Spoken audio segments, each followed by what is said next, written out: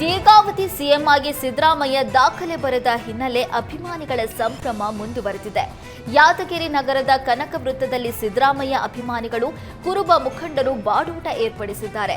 ಸುಮಾರು 5,000 ಜನರಿಗೆ ಬಾಡೂಟ ವ್ಯವಸ್ಥೆ ಮಾಡಲಾಗಿದ್ದು, ಸಿದ್ದರಾಮಯ್ಯ ಪರ ಘೋಷಣೆ ಕೂಗಿ ಸಂಭ್ರಮಿಸಿದ್ದಾರೆ.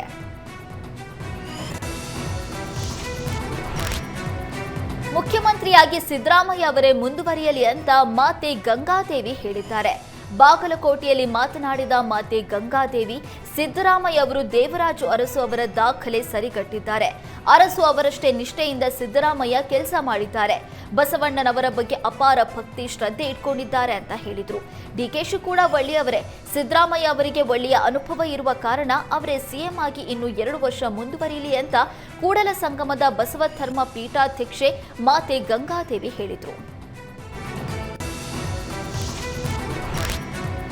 ಮಾಜಿ ಡಿಸಿಎಂ ಬಿಜೆಪಿ ನಾಯಕ ಕೆಎಸ್ ಈಶ್ವರಪ್ಪಗೆ ವಿದೇಶದಿಂದ ಬೆದರಿಕೆ ಕರೆ ಬರ್ತಾ ಇದ್ದು, ಈ ಸಂಬಂಧ ಶಿವಮೊಗ್ಗ ಜಿಲ್ಲಾ ಪೊಲೀಸ್ ವರಿಷ್ಠಾಧಿಕಾರಿ ಭೇಟಿಯಾಗಿ ಈಶ್ವರಪ್ಪ ದೂರು ದಾಖಲಿಸಿದ್ದಾರೆ.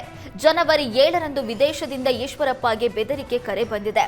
ಈ ಹಿಂದೆ ಕೂಡ ಬೆದರಿಕೆ ಕರೆಗಳ ಹಿನ್ನೆಲೆಯಲ್ಲಿ ಈಶ್ವರಪ್ಪಗೆ ಪೊಲೀಸ್ ಭದ್ರತೆ ಹಾಗೂ ಎಸ್ಕಾಟ್ ವ್ಯವಸ್ಥೆ ಒದಗಿಸಲಾಗಿತ್ತು. ಆದರೆ ಇತ್ತೀಚೆಗೆ ರಾಜ್ಯ ಸರ್ಕಾರ ಎಸ್ಕಾಟ್ ಹಾಗೂ ಪೊಲೀಸ್ ಭದ್ರತೆಯನ್ನ ಹಿಂಪಡೆದಿತ್ತು. ಈಗ ಮತ್ತೊಮ್ಮೆ ವಿದೇಶದಿಂದ ಬೆದರಿಕೆ ಕರೆ ಬಂದಿರುವ ಹಿನ್ನೆಲೆ ಎಸ್ಪಿ ನಿಖಿಲ್ ಅವರನ್ನ ಭೇಟಿ ಮಾಡಿದ ಈಶ್ವರಪ್ಪ ತನಿಖೆ ಬೆದರಿಕೆ ಹಾಕ್ತಾ ಇರುವವರ ಪತ್ತೆಗೆ ಮನವಿ ಮಾಡಿದ್ದಾರೆ. ದೂರು ಸಲ್ಲಿಸಿದ ಬಳಿಕ ಮಾತನಾಡಿದ ಕೆಎಸ್ಇ, ಈ ಹಿಂದೆ ನನಗೆ ವೈ ಶ್ರೇಣಿಯ ಭದ್ರತೆ ನೀಡಲಾಗಿತ್ತು. ಆದರೆ ಸರ್ಕಾರ ಇದೀಗ ನನ್ನ ಭದ್ರತೆಯನ್ನ ಎಕ್ಸ್ ಶ್ರೇಣಿಗೆ ಇಳಿಸಿದೆ. ಈಗಲೂ ನನಗೆ ಜೀವ ಬೆದರಿಕೆ ಇರುವ ಹಿನ್ನೆಲೆ ಮತ್ತೆ ನನಗೆ ವೈ ಶ್ರೇಣಿಯ ಭದ್ರತೆ ಒದಗಿಸಬೇಕು ಅಂತ ಆಗ್ರಹಿಸಿದ್ರು.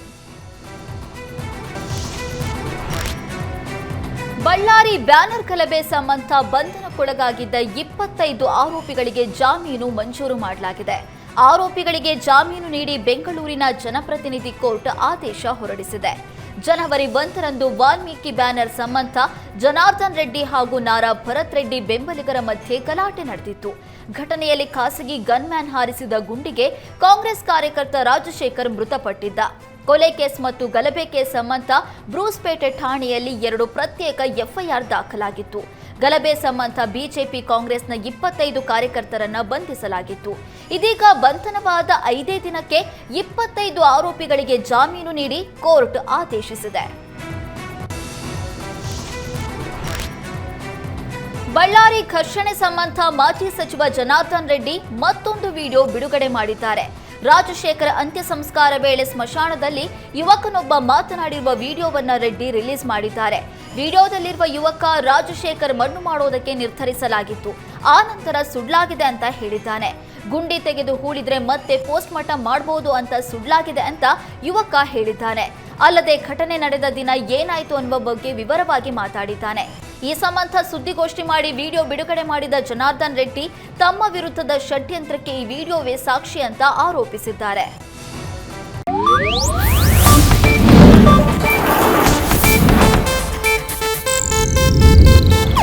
ಇದು ಏಷ್ಯಾನೆಟ್ ನ್ಯೂಸ್ ನೆಟ್ವರ್ಕ್ ಪ್ರಸ್ತುತಿ.